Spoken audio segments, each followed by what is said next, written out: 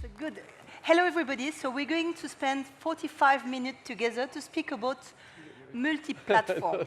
So I think it's quite an awkward name to speak about consumer experience, but the point is shifting from consumer, network, multi-platform. And we have, for that, a very interesting gathering of minds, talented minds. First of all, Nick, so you're from the telco, you're a telco guy. I mean, you don't look like a telco guy. I mean, you have sneakers, you have a T-shirt. So what is your background to be like this? I mean, T-Mobile, US? Well, my background is I started life as a professional rugby player. So I'm incredibly qualified to do the job that I do now.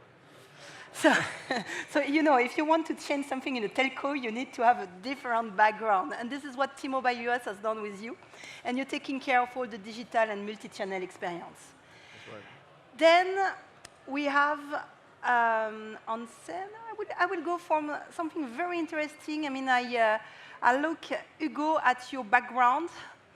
And Mr. Truffle was one of your companies, so I mean, strange name also. So what are you doing, Hugo, now with Matter? I mean, it's artificial intelligence, but for design. That's it? Absolutely. So, yeah, absolutely. I'm an entrepreneur, so I've done everything from trying to sell potpourri to golfers so that when they get home, they don't get stared at, through to selling truffles to foodies, through to currently starting an airline that was just a Twitter post about 3 weeks ago. So the AI space is just another opportunity that I think we have to take advantage of and always look at the problem. AI and design. So this is also another answer. And then we have Roberto. So Roberto, founder T0. T0, also another strange name. So if you want to shift, you have to be innovative in your naming. So what are you doing? In the US also? US-based. We run forward strategy and innovation programs for companies like T-Mobile. Mattel is another client of ours. I'm actually a recovering intellectual property lawyer, so segued a lot of that experience into, I guess, the innovation consulting space. So intellectual property lawyers being also, I mean, like you, I mean, it's quite a shift. And then we have Aidan O'Brien. So he's an Irish guy, but he lives in France. I mean, a good choice. So from Dell Technology, and previously you used to be at EMC. That's right. Yeah, so I sit within Dell Technologies, which is the world's largest privately owned technology company, and so I operate as an entrepreneur, which is helping disrupt our own business to become more of a platform company rather than a pipeline business, and also sort of helping our customers understand how they can actually transform and operate in that platform-dominated world. So Aidan, I will start with you. What is a platform company? I mean, we're speaking about consumer and we're speaking about platform. I'm lost. Okay, so the simplest way is that sort of, if we look at many organizations, they've been the traditional linear value chain. You have an idea, you build a product, you do the marketing around it, you bang a big drum, and then you go and sell it, and you do aftercare sales. What we're actually saying now is the companies who are being successful today in the 21st century are essentially platform-based companies. And the heart of a platform-based company is all about the interaction that you actually facilitate. How do you attract enough people? How do you actually put them together? And how do you actually then monetize that interaction afterwards? And it's a network-based value chain, and it's fundamentally different from the traditional pipeline businesses. So the good thing is that I understand that panel because I used to have the same life than you, Nick. I came from the telecom industry. I used to be managing a business unit dedicated to digital at Orange, and then I moved to build a venture platform. So I'm a former telco ladies and then venture platform. But I've not been as successful as you because you've been able at T-Mobile US to really shift. I mean, Orange has done it. It's fantastic. It's great. However, when I look at T-Mobile and what you've done, and I was not wearing sneakers when I was at Orange, so clearly, I mean, what have you done, Nick, to change T-Mobile into a consumer-driven company? Well, I would love to take credit for what's been achieved at T-Mobile, but I had very little to do with the success over the last 3.5 years, having only joined 18 months ago. And I think my mandate is perhaps to try to open up as an exciting future as T-Mobile's had over the last 3.5 years. But I think if you look at what the company managed to do, it took a classic challenger brand positioning and maybe took that notion to a new level. And so the company set out with a very clear purpose. It was to change wireless for good. And that meant two things. It meant permanently and for the better. And I don't know whether many people in Europe are aware of what's been happening in the US, but we've performed what we've called Un-carrier moves. These are changes to the industry, knocking down paradigms. For example, no more contracts, no more limits to your data. Data buckets don't exist with T-Mobile. Roaming abroad, so you don't sort of land, get faced with a text message saying, please call us when you can't, to sort out your roaming agreement, to allowing our customers to stream videos for free, music for free. We've really tried to evangelize customer pain points. The company did that simply by listening. It wasn't very revolutionary. The very first thing we did was an enormous social audit. We have a huge number of people sitting behind the primary interface with our customers, and we are the most responsive company in North America at the moment to any interaction. But it wasn't just our front line. Every executive is tasked with answering customers as the primary thing they do in their day. So that sense of purpose has allowed the company to grow that way. And I think my role is now, how do we take that to the next level through digital transformation? So you see, it's a change of culture. At the top level of T-Mobile US, you wear T-shirts, sneakers, you think about the consumer, you're cool, and you're from outside. So Roberto, clearly you've been also helping a lot brands in the US doing that shift. I mean, is it particular to the telco world? I mean, telco have been always in forefront of innovation and change. But do you advise other companies in the US who have been switching from this legacy silo approach? I mean, in the telco world, we used to have mobile, broadband, and now you have only one consumer having everything. So some experience to share on that? Look, in terms of an approach, I think our experience actually with Nick and T-Mobile is probably a good one to point to. How do you stay a challenger brand when you're already winning? I think was the problem we were faced with, and the mandate we were given by Nick coming in was quite a ballsy one in terms of he challenged us to produce 50 failures for him. 50 failures wasn't a prescriptive result that he desired. It was the mentality with which to approach I guess, innovation and afforded us both, I guess, freedom to try crazy things, fail fast, and maybe every now and then succeed. And that has been a real engine to maintain, I guess, internal innovation and continue to disrupt from within.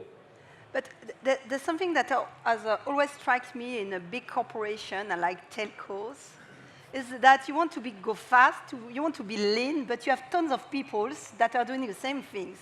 So how do you change that? I mean, be very keen to get your view, Hugo, because you work with multiple customers, big corporation.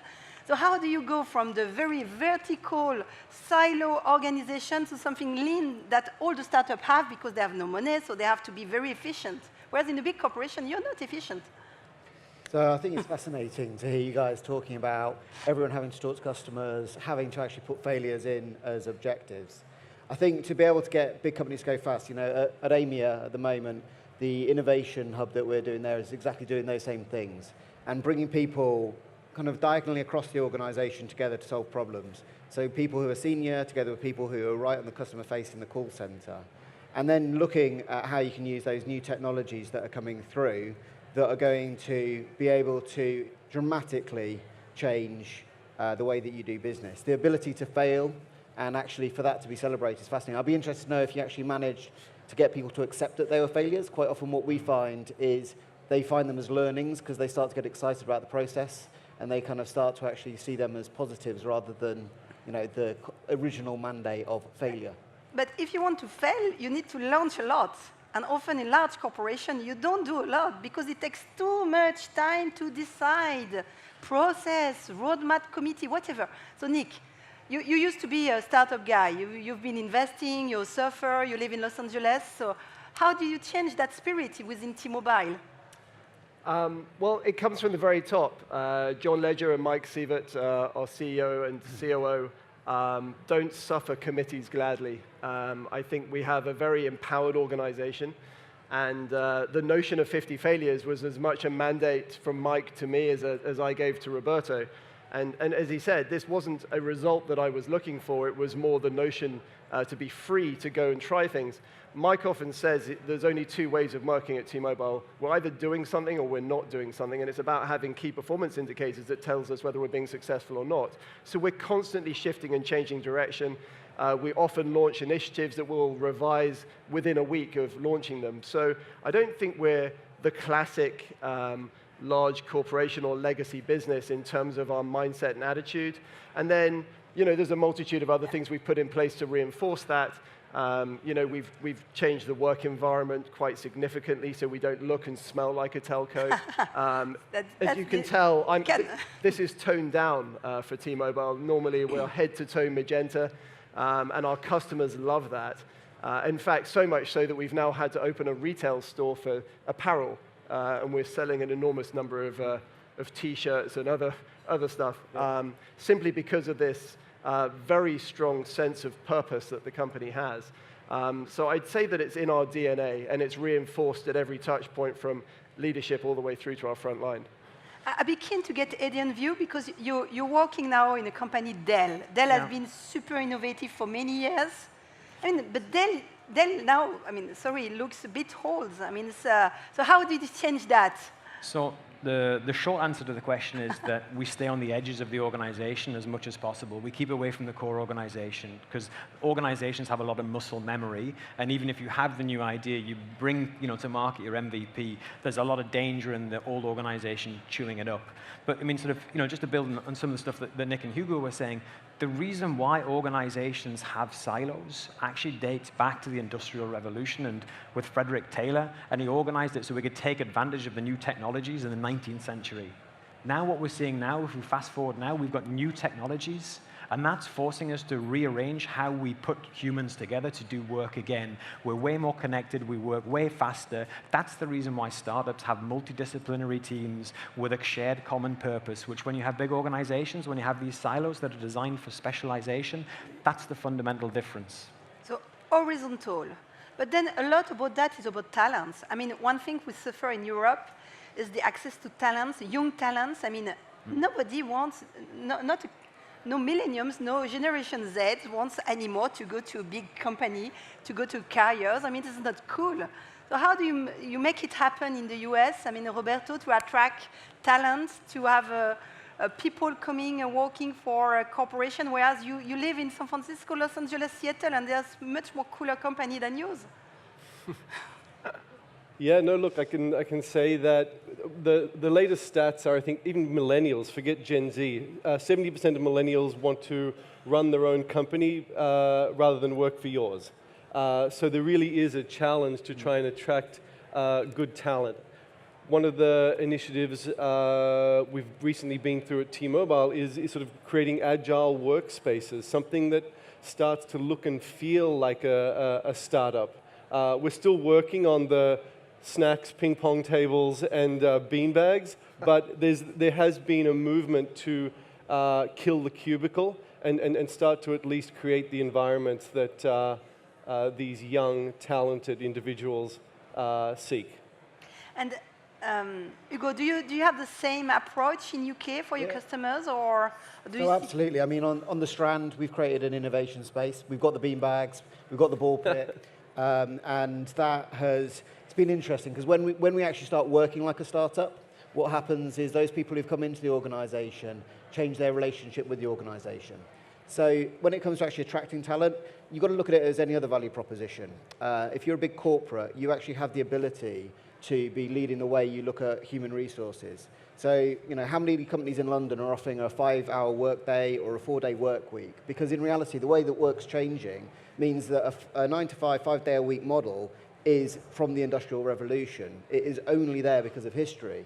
But many, many organizations still tie that time related to value of their employees and tie people into contracts which don't suit them because they do want to do their own startups. They do want to do the sports that they love. And if you actually, you don't need much creativity to be an innovative organization. You need to have the balls to be able to actually make the decisions that are being shown as best practice over in the States and by other companies.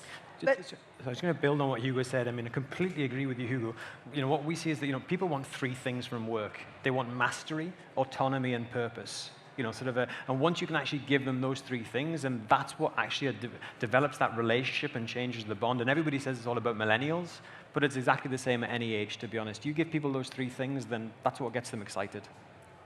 Finally, we have a panel about multi-platform and consumer experience, but what strikes me is that finally this can happen, especially in legacy organizations, if there's a consciousness from the top management, from the employees, that you need to change your culture. You need to be fully focused on your consumer, like the startups are at the beginning, because they're focused on the usages. However, coming back to a point, you've done very nice experimentation because you have the co-working space, it's cool, it's your way of working.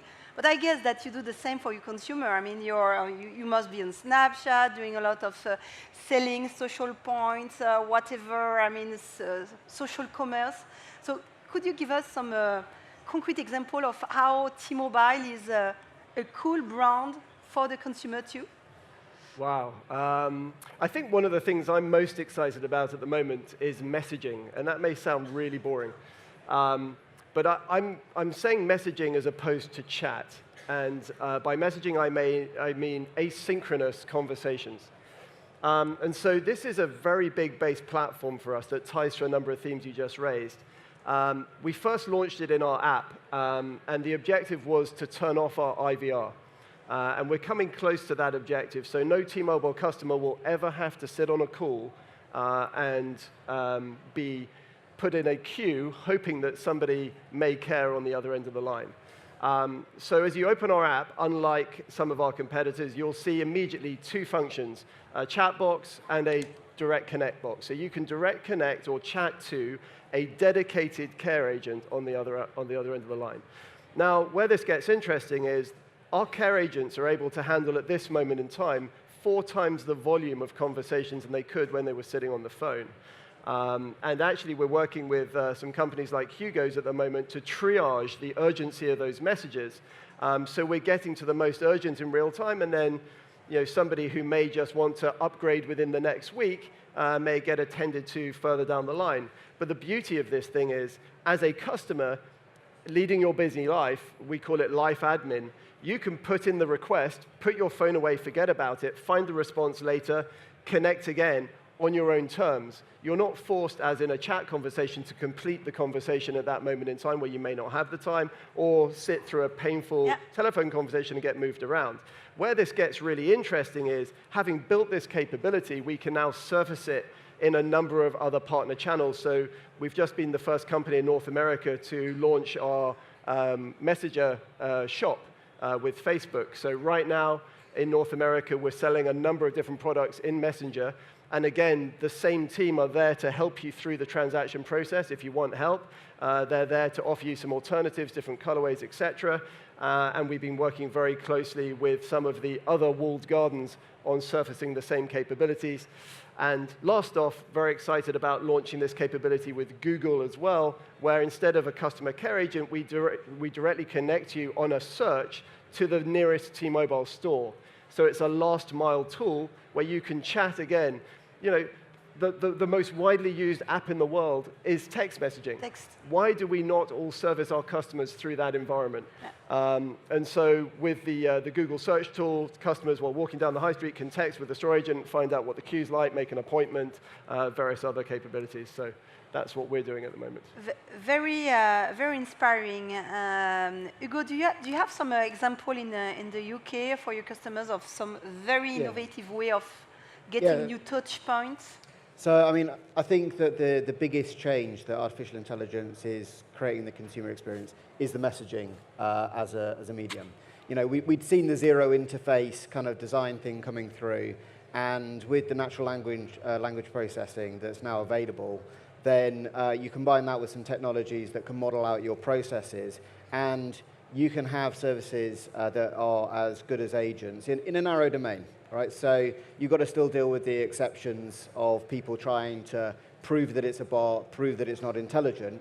But in terms of actually being able to service people's life admin tasks, we're working with leading banks and insurance companies where, those things that really, really annoy you, like changing your address. Those sorts of really simple things that big organizations just, blows their minds. And using the messenger interfaces for those and being able to have the asynchronous conversations. People find it most amazing that we're working with a pensions company where one of their questions is often, what happens if I die, right? Where does the money go? And then they kind of start playing with that. And because there are lots of colloquialisms for what happens, for dying. So what happens if I pop my clogs? Or what happens when I leave this mortal coil? They find that actually we can create a bot that however they say it, they're going to get to the answer that they're looking for. And that is just setting the expectation for an organization that understands them. They don't have to work out how that company programmed dying into the system. They can just ask the way that they would ask. And then when you talk to someone, they're expecting that person to understand them. And it sets a really good primer for a good interaction rather than some of the interactions they may have experienced in the past when dealing with large corporates. Similar experience at Dell Technologies, or your role at Dell Technologies is also to source new innovative stuff, no?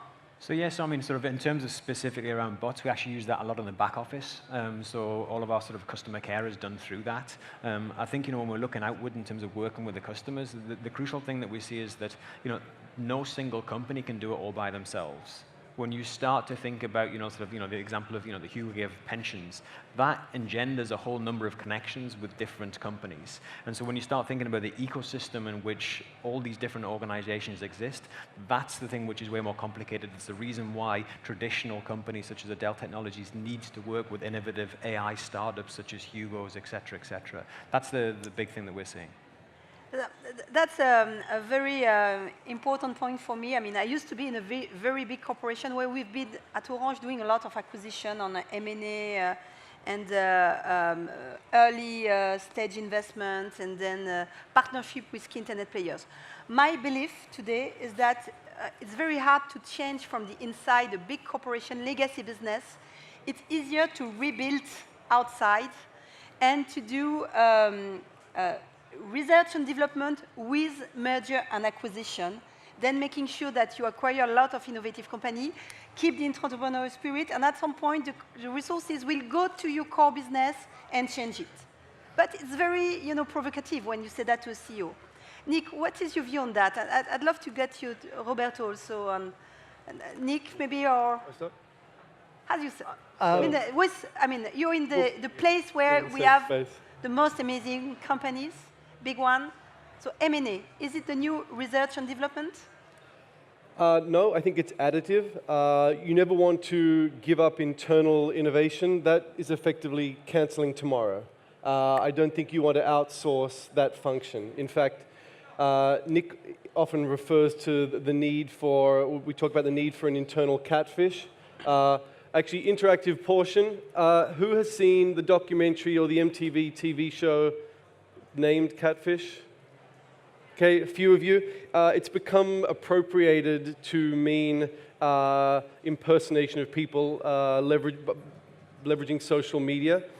Where it all started was somewhere in the 50s, as we first started to transport cod from the United States to China in large containers. They would find that once they arrived at the other end, they were mushy, or sometimes dead.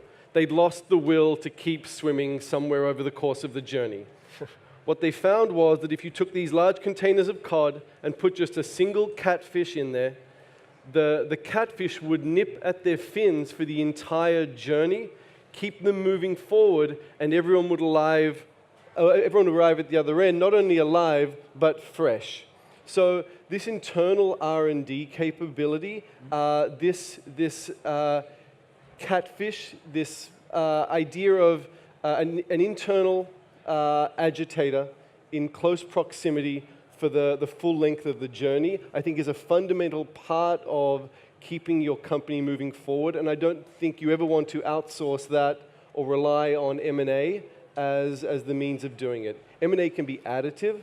If we think about AI space, acqui-hire seems to be the sort of large use case that we're seeing in M&A activity around AI. Yeah. But I just would say it's not an either-or. What is your view, Nick, on that?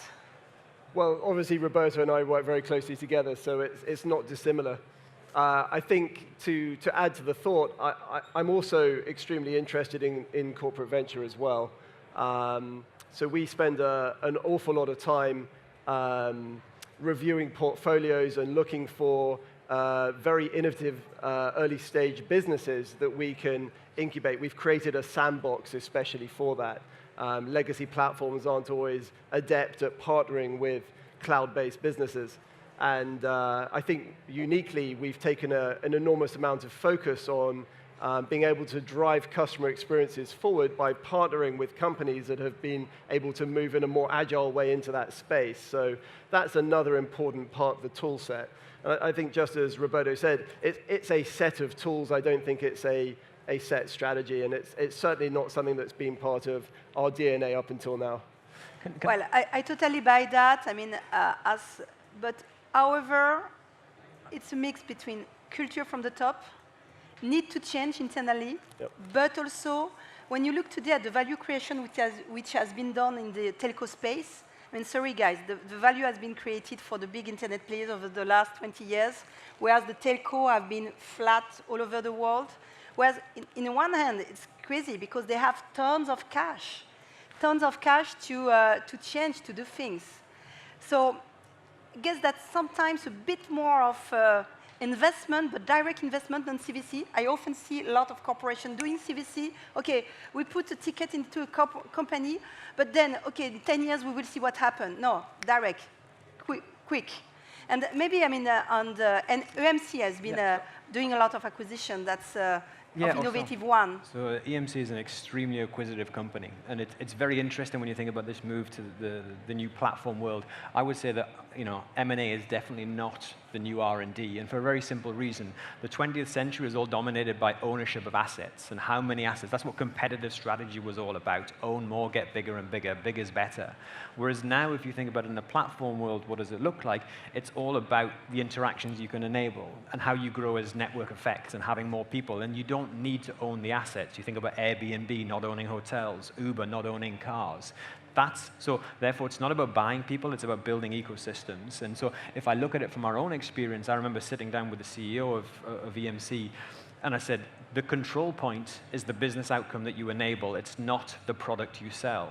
And so he said, well, okay, well, fine. Well, we're at the bottom of the stack as an infrastructure company traditionally, so therefore we're just going to go and buy lots of companies to get all the way up the stack. And I went, that's the incorrect option because the market's moving too quickly, and it's about building ecosystems and relationships. So it's a fundamental change about how we actually do strategy. Yeah, definitely. but however... Just one thing on that. I mean, I do think absolutely that they're not kind of either or. But I think that most corporations that I've seen, they use M&A from a strategic point of view. They don't use it from an innovation point of view. So I think that in terms of what you're saying about needing that internal agitator, that's for that cultural change that you need to try and break down those silos to make things move. But I think that most organizations that I've seen should be doing at least 500% more M&A of very early stage startups rather than investing the first £500,000 in a team of people who know nothing about the space, have not demonstrated that they're willing to put their own blood, sweat and tears into that space to get those agitators into the organization because they don't want to work for the big corporate, they want to work for a startup and get bought out by a big corporate, and then they become those people. Right? I really like that. This is exactly what we've been living for years. I mean, bunch of money sent to people who have no clue of a topic and then spend it, and then after 6 months the boss say, okay guys, what are the KPIs, where is the audience? Whereas if you clever links a very innovative startups with the marketing and distribution power of a company like T-Mobile, you can be super successful. Do you have some example of companies you've been really accelerated thanks to your marketing and distribution power at T-Mobile? Wow. I think in the more classical space, we opened up a loyalty platform called T-Mobile Tuesdays, and we've partnered with a number of different businesses there and give them an enormous audience. I mean, T-Mobile has just short of 70 million customers based on our Q3 results, and we've got some very exciting Q4 results coming up. But I think if you look at, let's take a specific early stage business that's unique. We like to partner with Seattle-based companies, being a local company. There's a company called iSpot TV that we've done a lot of work with. iSpot initially were trying to measure television attribution and gave us a nice competitive review far faster than the traditional tools. So we would get a day-by-day view on what our competitors were doing, and we're able to respond accordingly if necessary. Where that's led to is that they've got a really interesting tool that now measures retail attribution. So we're now able to start tying the online and offline journey together, and beginning to get that visibility has been transformational for our business, and I think it's enabled iSpot to go pick up some other very significant Fortune 500 clients. So that's a case study I'm excited about. But sorry, we have 4 more minutes, and I'm going to be very provocative. We speak about multi-platform consumer. At the end of the day, the platform today, it's Google, Facebook, Snapchat, and could say Amazon, maybe it's a platform, but I mean, it's in a way, I mean, they're very customer-centric. So prediction for you 4. Which is going to be the next platform I should be invested my venture money?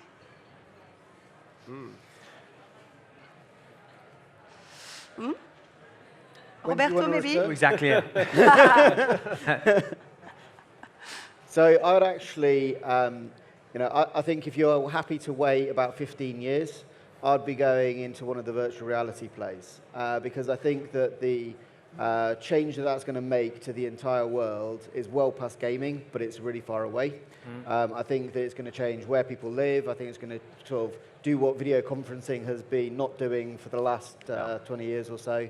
And I think that that will be where the next absolute critical change is going to happen from a consumer point of view. And if you can't wait 15 years, then I would say come a bit sooner and actually look at augmented reality. I think the challenge of virtual reality is that it's a very self-engrossed experience for the minute. Augmented reality is something you can actually share. So I think we'll see some initial advances in AR, although I do agree with Hugo about the potential of VR. I'm going to split the baby. I'm not a huge fan of VR going forward. I am betting big on AR. AR. Yeah, I mean, as a telco, we're very excited about 5G and IoT, which is not in our too distant future. And I think there's going to be a lot of really interesting companies enabled once we've fully enabled that space. But I think if I want to take a real-life example, I would pluck a company I've been very interested in recently called Micmac. They're new out of New York. It is a social commerce platform, and it's not one of the traditional 4. And I think the fact that they've tied influencers, shoppable video to their own platform and can connect to SDKs very easily, so it can be surfaced on your own platform, is a really interesting model. So that's a company I'm interested in at the moment. I think one final comment, I would sort of, from my perspective, is that I wouldn't invest in a particular technology or look at that. Companies are successful because they're either good at customer relationships, products, or back office operations. Look at the companies who are actually using these new technologies to improve in one of those 3 areas. That's where you're going to see the success. And I'll just add that AI is going to be driving all of those anyway. So that's just not a customer-facing technology in the same way that how it's going to be surfaced. Yep. So thanks for this panel. Just to wrap up, it was a panel about multi-platform consumer. But finally, what we see is putting more humanity in the day-to-day interaction, both with your employee, to motivate them to be with you, or with your customers, to be very customer-centric, and very easy to understand. So the clue for you if you have a startups, I mean, think first about your consumer as a human, and that you will make it. Absolutely. Thanks to all, and we will see that we have only to wait 15 years for your prediction. I hope it will be earlier. Bye. That's a long term. Thanks. Thank you.